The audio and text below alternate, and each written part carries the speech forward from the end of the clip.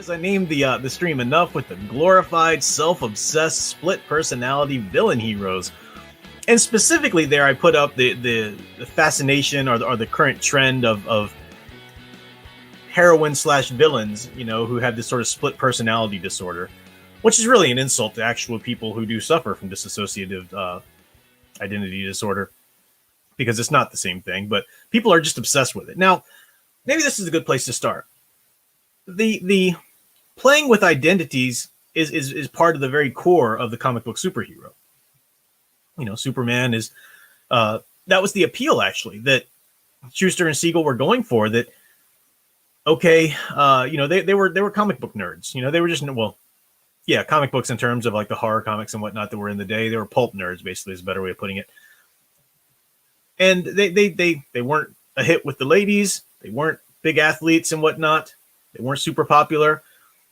And the fantasy, that initial fantasy of the comic book superhero, even Superman to begin with, is what if I could turn around and go into a closet, change clothes, and I could step out, and suddenly I was more than what I am right now. Suddenly I'm the one that all the girls want to be with and the guys want to be like, and blah, blah, blah.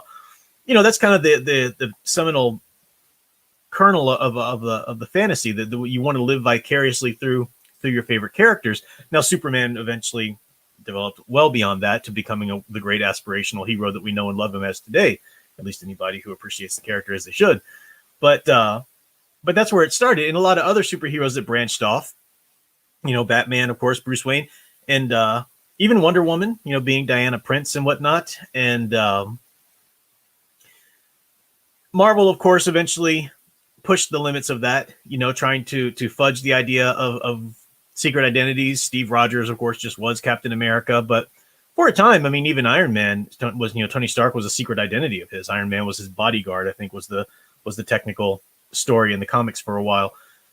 But the idea of a secret identity wasn't something that you truly have a split personality. It was a face that you put on so that you could do your hero work.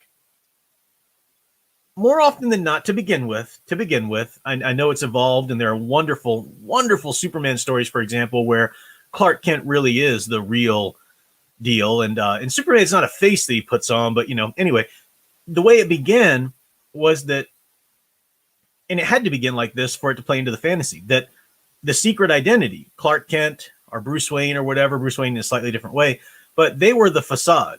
They were the facade. That's the real person was Superman out there flying around, powerful, attractive, that kind of idea, because that's the fantasy. That's the real me out there. This me that's kind of a loser right now, that's not very popular or whatever. That's just a facade I'm putting on. That's the fantasy of it.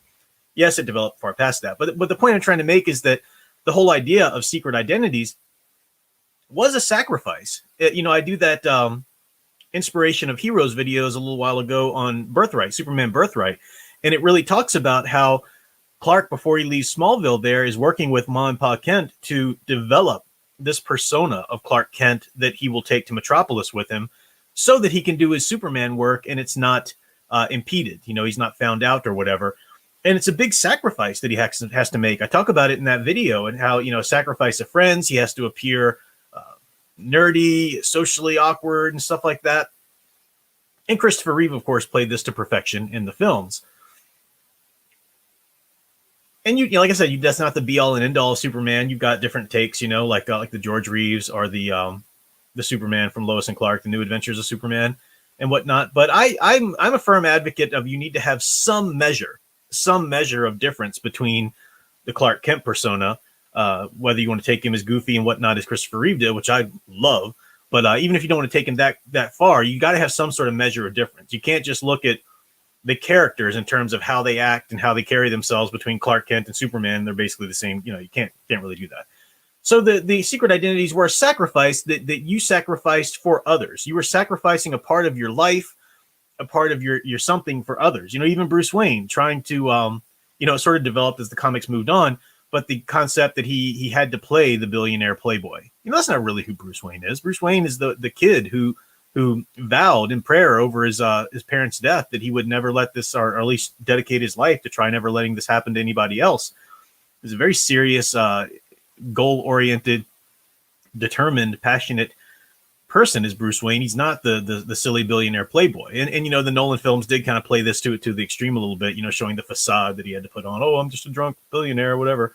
But you see that in the animated series. You see it in other places as well. So the idea of an altered ego or a secret identity is a sacrifice that you make for the sake of others.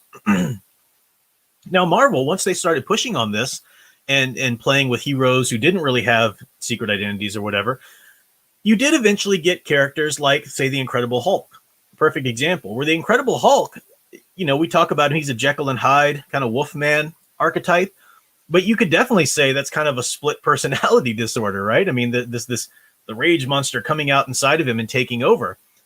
But Bruce Banner is constantly thinking about others and their safety.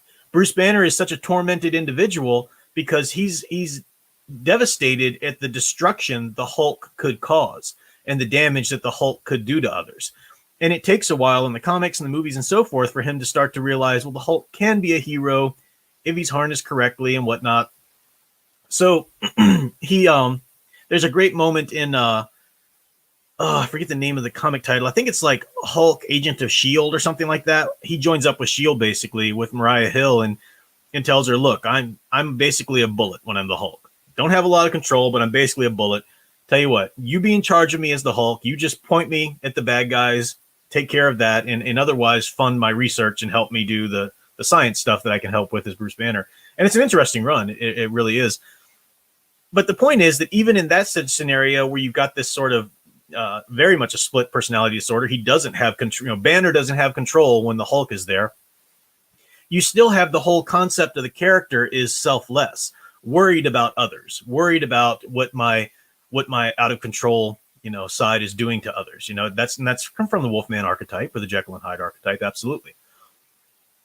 What we're seeing today, though, this obsession with the split personality villain heroes, as I call them villain heroes because they are self-obsessed. They are not in any way worried about others anymore. The crux of their stories is worried about them, self-centered, navel-gazing, quote-unquote heroes. They're not heroes at all. That's why I'm doing the quote-unquote. But they're the protagonists, and they're the characters that people are trying to pass off as heroes. We talked about this a little bit. There is a tendency in today's culture for people to the woke culture in particular, they don't know how to do the hero's journey. They don't know how to write a self-sacrificing hero. So they write heroes, like I've said many times, like Captain Marvel, who are out there just to discover how great they already are, to discover how they are the victim, in fact, and so forth. And that's certainly the case with the images that I put on screen there. There's some people, it's kind of funny when I do these videos, I'll talk about, enough with the villain-centered movies or whatever, and I like previously, and as soon as I put the image up, people are just like knee-jerk reaction, like Venom's not a villain. Calm down, folks. Calm down. Listen to the stream, and he started as a villain. I don't care how much you like him as the anti-hero, and there's something to that aspect, especially if you're looking at his origin and so forth. Same thing kind of happened with this one.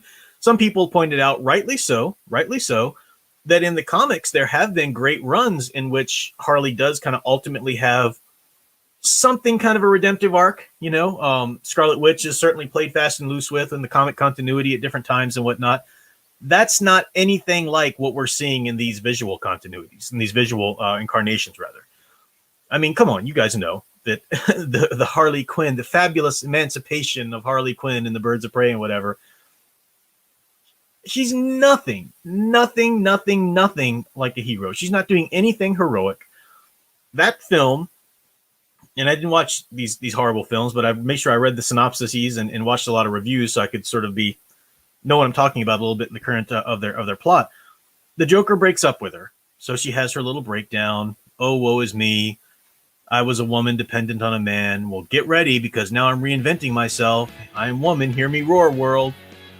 And that's what she does. And she goes out and finds some men to beat up and whatnot. And the whole story is about how great she is, how great she always was. And she just had to shirk off that victimization that the society put on her and so forth. And these films are glorifying that.